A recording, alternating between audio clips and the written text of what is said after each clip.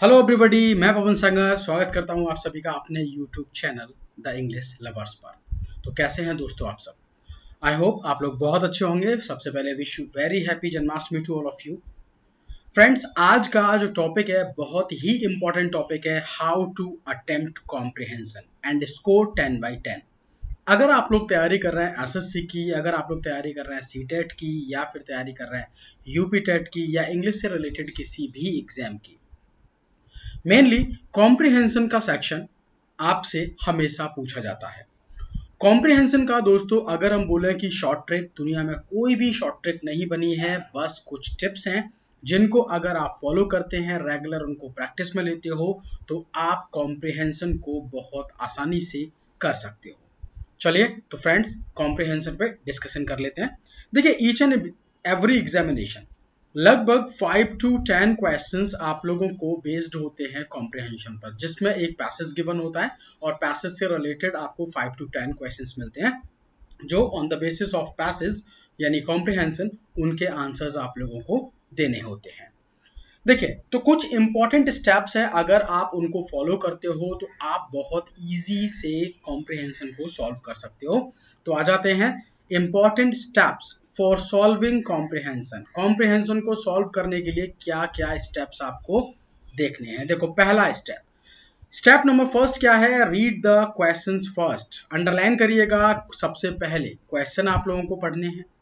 Okay, passage को भी पढ़ सकते हैं, ऐसा कोई हार्ड एंड फास्ट क्राइटेरिया नहीं है, लेकिन अगर आप थोड़ा स्पीड में, थोड़ा जल्दी करना चाहते हैं और 100% एक्यूरेसी के साथ अगर काम को करना चाहते हो, तो पहले आपको क्वेश्चंस को रीड करना पड़ता है।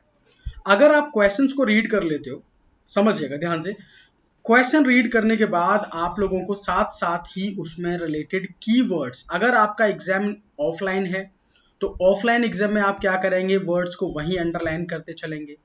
अगर आपका ऑनलाइन पेपर हो रहा है, ऑनलाइन में आपको एक शीट मिलेगी रफ वर्क करने के लिए, तो उसमें नंबर 1 नंबर 2 क्वेश्चन नंबर डाल के उस कीवर्ड्स को आपको यहाँ नोट करना पड़ेगा। बात समझ रहे हैं? तो अगर आप थोड़ा स्पीड में नोट करेंगे तो बहुत ज़्यादा टाइम आप लोगों का वेस्ट नहीं होगा, लेकिन एक्यूरेसी 100% आ जाएगी। अब देखो, कीवर्ड्स आपको कैसे बनाने होते हैं। सपोज ये कुछ मैंने क्वेश्चंस यहाँ पे लिए हैं आप लोगों के लिए समझाने के लिए। Which of the following statements is false? Right, यानी फॉल्स, आप 4 स्टेटमेंट आपको गिवन होंगे, आपसे पूछेगा कि कौन सा फॉल्स है, तो आप लिख लेंगे नंबर 1 पे फॉल्स। ओके, फॉल्स, बस इतना लिख देना है, या केवल आप एफ लिख के छोड़ सकते हो। जब आप प्रैक्टिस करते हैं तो आपके माइंड में ट्रू पूछा है तो टी लिख दीजिए, फॉल्स पूछा है तो एफ लिख दीजिए, करेक्ट पूछा है तो सी लिख दीजिए, इनकरेक्ट पूछा है तो आई सी लिख दीजिए। राइट, इस तरीके से आपको कीवर्ड्स जनरेट करने पड़ते हैं। नेक्स्ट आओ, the author of the passage thinks that India's planning for nuclear rearmament is, यानी कि क्या पूछ रहा है? ऑथर के अकॉर्डिंग जो पैसेज है उसमें क्या है, इंडिया का जो प्लानिंग है किसके लिए, फॉर न्यूक्लियर रीआर्मामेंट के लिए। तो आप इंडियाज प्लानिंग फॉर इसको अंडरलाइन कर लीजिए, या आप इंडिया प्लानिंग को आप यहाँ पे नोट कर सकते हैं। राइट, ओके, फॉर किसके लिए? न्यूक्लियर रीआर्मामेंट के लिए। थर्ड देखिए, विच of the following statements okay is true in the context of the passage. या तो एक स्टेटमेंट होगा या बहुत सारे स्टेटमेंट्स भी करेक्ट हो सकते हैं। तो यहाँ पे ट्रू पूछा है तो आप यहाँ पे टी बना दीजिए। ओके, सिंपल सा आपके माइंड में ये चलना चाहिए लॉजिक कि आपको कीवर्ड्स को तैयार कर लेना है। विच of the following inference can be drawn from the content of the passage, यानी पैसेज का जो कंटेंट गिवन है उससे आप क्या इन्फ्रेंस निकालते हैं। फ्रेंड्स, जब भी इन्फ्रेंस की बात होती है, इन्फ्रेंस का मतलब क्या होता है कि जो हिडन मीनिंग है, यानी कि एक हिडन मैसेज होगा, एक हिडन कंक्लूजन होगा, वो क्या बनेगा। समझ रहे हैं? जो पैसेज में डायरेक्टली गिवन नहीं है, आपसे पूछा जाता है इन्फ्रेंस, तो समझ जाइए कि आपसे वो पूछ रहा है कि पैसेज के अंदर जो हिडन मैसेज है उसको आप बताइए क्या होना चाहिए। तो इस तरीके से इन्फ्रेंस वर्ड को आप अंडरलाइन कर लेंगे अगर ऑफलाइन है, और ऑनलाइन है तो क्या, सॉरी ऑनलाइन एग्जाम चल रहा है तो क्या करना है, आपको इसका कीवर्ड बना लेना है, जल्दी से उसको नोट कर लेना है, इन्फ्रेंस, इस तरह से। Is that clear? तो इस तरीके से आपको क्या करना पड़ेगा, पहला स्टेप है भाई कीवर्ड्स बना लो। दूसरे स्टेप पे आते हैं। अब जो क्वेश्चंस हैं आपको क्वेश्चंस का फ्रेम समझना पड़ेगा। ओके, माइंड में क्या होना चाहिए कि क्वेश्चन को लेकर फ्रेमिंग आपकी बहुत स्ट्रांग होनी चाहिए कि क्वेश्चन आपको गिवन है, या तो क्वेश्चन गिवन होगा WH फैमिली से, यानी why, where, which, what, how, okay, who, when, ये गिवन है। अगर वाई दे रखा है तो समझ जाओ रीजन आपसे पूछ रहा है, वाई का मतलब है रीजन। वेयर मीन्स प्लेस पूछ रहा है, विच का मीनिंग है किसी थिंग के बारे में बात कर रहा है। ओके, व्हाट की अगर बात चल रही है तो किसी इवेंट इंसिडेंट के बारे में पूछ रहा होगा। नेक्स्ट, हाउ, मैनर पूछेगा आपसे कि भाई किस ढंग से किसी काम को किया गया। Who, that means to any person, किसी पर्सन के बारे में आपसे पूछ रहा है। और अगर वैन बोल दिया है तो समझ जाओ किसी प्लेस को इंडिकेट कराना चाहता है। ओके, सॉरी, टाइम को। ओके, एग्जैक्टली, वेयर हो गया प्लेस और वैन हो गया आपका टाइम। इस तरीके से फ्रेंड्स आप लोगों को पता होना चाहिए कि कौन सा क्वेश्चन पूछा गया है, क्या वो आपको मैसेज देना चाहता है। या फिर क्वेश्चन बेस्ड होंगे आपके यस और नो बेस्ड होते हैं। कोई भी क्वेश्चन फोकस करेंगे, कोई भी क्वेश्चन अगर किसी हेल्पिंग वर्ब से स्टार्ट हो जाए तो उसका आंसर जनरली यस और नो में ही जाएगा। जैसे have, has, had, is, am, are, इन सब से अगर स्टार्ट हो रहा है तो समझ जाइए कि इसका आंसर किस में जाएगा, यस और नो बेस्ड होगा। ट्रू और फॉल्स पे बेस्ड क्वेश्चन पूछेगा, करेक्ट, इनकरेक्ट। आपसे पूछेगा tone of the passage. Tone of the passage क्या है? ओके, नैरेटिव टोन है, इलस्ट्रेटिव टोन है, आयरनी टोन है। तो टोन पर मैं एक आपको अलग से वीडियो बनाऊंगा कि कौन कौन सी टोन होती हैं।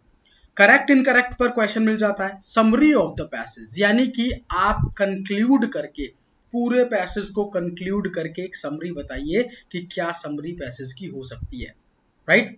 नेक्स्ट आओ, ऑब्जेक्टिव्स ऑफ द ऑथर, यानी पैसेज को लिखने का ऑथर का ऑब्जेक्टिव क्या है, क्या उसका टारगेट है, उसने ये पैसेज क्यों लिखा है। ऑथर यानी कि क्या मैसेज देना चाहता है पैसेज के थ्रू, ये क्वेश्चन बनता है। Okay, next, moral of the story. Moral of the story या फिर आपसे पूछता है fable of the story.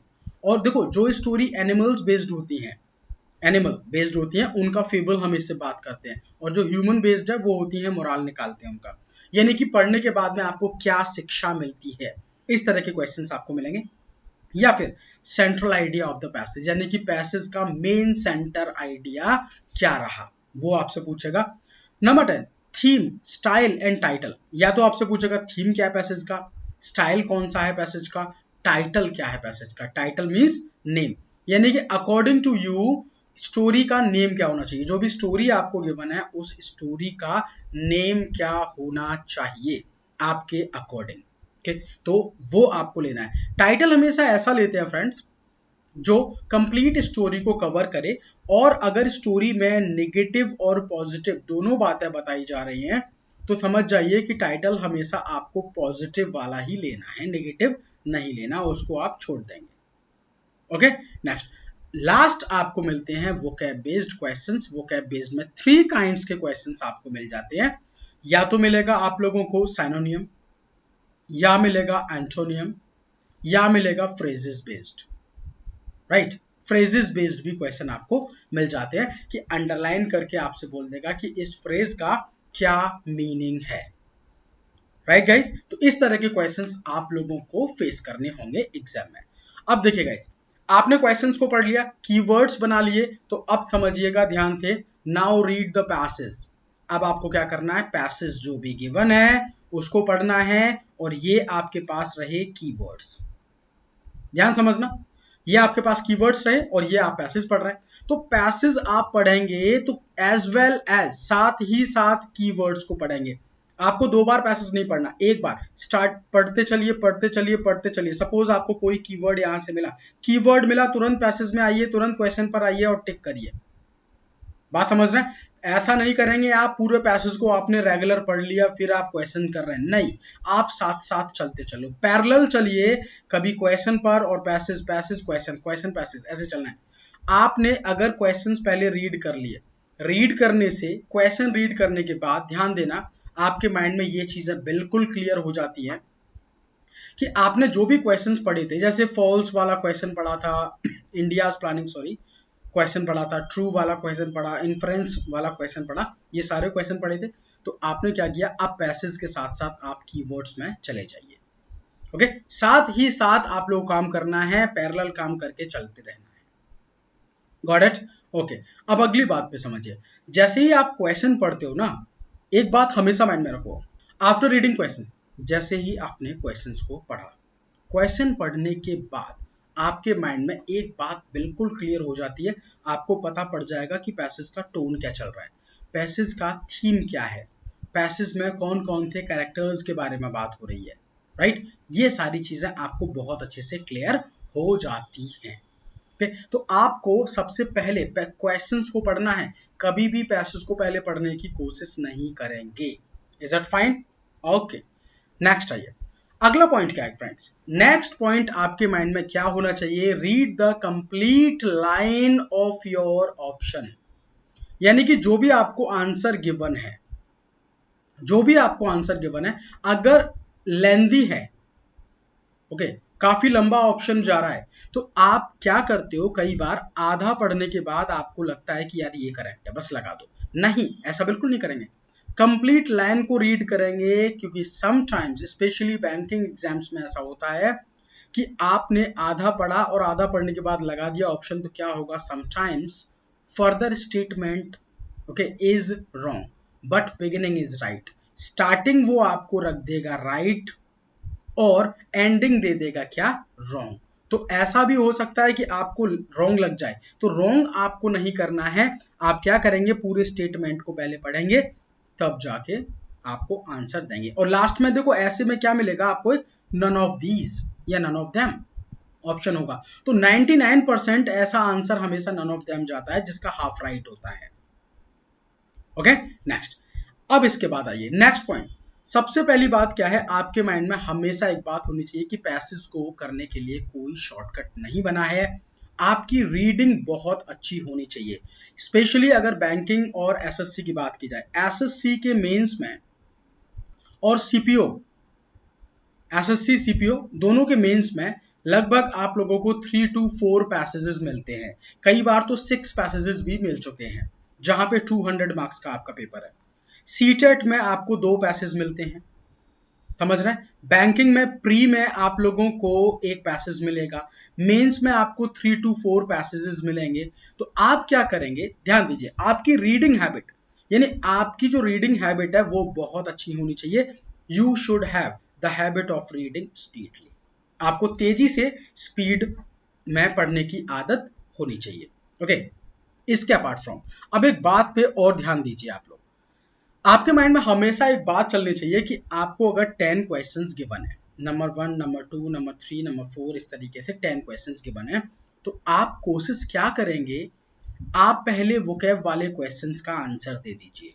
Okay, अगर टाइम कम है तो आप पहले वोकैब वाले क्वेश्चंस में, और वोकैब में भी आपको ये ध्यान देना है कि सिनोनियम पूछा है या एंटोनियम, और आप सिनोनियम एंटोनियम का आंसर कभी अपने अकॉर्डिंग नहीं देंगे, अकॉर्डिंग टू पैसेज आपको देना पड़ता है। तो पैसेज को आपको बहुत ध्यान से रीड करना है। Is that clear? ओके, तो बहुत देखो चीजें बहुत क्लियर रखनी चाहिए। तो पहले क्वेश्चंस पढ़ेंगे फ्रेंड्स, क्वेश्चन पढ़ने के बाद में कीवर्ड्स बनाना है, कीवर्ड्स बनाने के बाद में आप पैसेज और क्वेश्चंस में पैरेलल चलते चलेंगे। हाफ क्वेश्चन आपको पढ़ने के बाद में कभी आंसर नहीं देना है, स्टेटमेंट आपको पूरा पढ़ना पड़ेगा। Is that clear? ओके, तो चलिए दोस्तों, इस चीज को अब आपको रेगुलर, और ये एक दिन का काम नहीं होता है, लगभग आप जब 50 पैसेजेस इस तरीके से अटेम्प्ट कर लेते हो, लगभग 50, और एक पैसेज का आप डेली की हैबिट बनाइए। अभी से आप हैबिट बनाइए, चाहे आप इंग्लिश में कुछ भी करें या ना करें, आप एक पैसेज हर दिन करना स्टार्ट करो, किसी भी बुक से। कोई भी ऑथेंटिक बुक लीजिए, उस बुक से आप करना, कोई भी प्रीवियस पेपर ले लीजिए, उससे करना आप स्टार्ट करिए, एक passage daily. After 10 to 20 days देखना आप लोगों की रीडिंग कितनी अच्छी हो जाएगी। चाहे आप न्यूज़पेपर पढ़ें या ना पढ़ें, इट डजंट मैटर, कोई दिक्कत नहीं है, आप केवल पैसेज करना स्टार्ट करिए। इसी से आपके माइंड में सारी चीजें क्लैरिटी आ जाएगी। फ्रेंड्स, अगर आप लोग पैसेज पढ़ रहे हो, किसी भी कॉम्प्रिहेंशन सेक्शन को आप पढ़ना सीख गए, तो कॉम्प्रिहेंशन से ही आप सारे काम कर सकते हो। वहां पे आपको देखो ग्रामर भी मिल जाता है, वहां पे आपको वोकैब भी मिल जाता है, है ना, ये सारी चीजें वहां मिल जाएंगी। तो अगर कोई वर्ड नहीं आ रहा है तो उसे अंडरलाइन करिए प्रैक्टिस में। ग्रामर का कोई पॉइंट है, फिक्स्ड पॉइंट मिल जाता है कि फिक्स्ड प्रपोजिशन मिल जाएगी आपको, जैसे कहीं पे मिला यील्ड, ओके, तो यील्ड अपने साथ में टू लेता है, ये फिक्स्ड प्रपोजिशन है। तो इस तरीके की चीजें आपको वहां से भी सीखते रहनी है। ओके, तो चलिए फ्रेंड्स, फिर मिलते हैं आप लोगों से नेक्स्ट वीडियो में। ओके, इस वीडियो को 1 से 2 बार अच्छे से देखिएगा और ये जो मैंने टिप्स बताए इन टिप्स को फॉलो करो। ये गारंटी है मेरी, 20 दिन के अंदर आप लोगों का स्कोर 10 में से 10 होने लगेगा। Okay, damn sure. और किसी भी तरह की कोई प्रॉब्लम आती है तो आप मुझे कॉन्टैक्ट कर सकते हैं, आप मुझे व्हाट्सएप कर सकते हैं मेरे कॉन्टैक्ट नंबर पर 7835856156 पर कांटेक्ट कर सकते हो।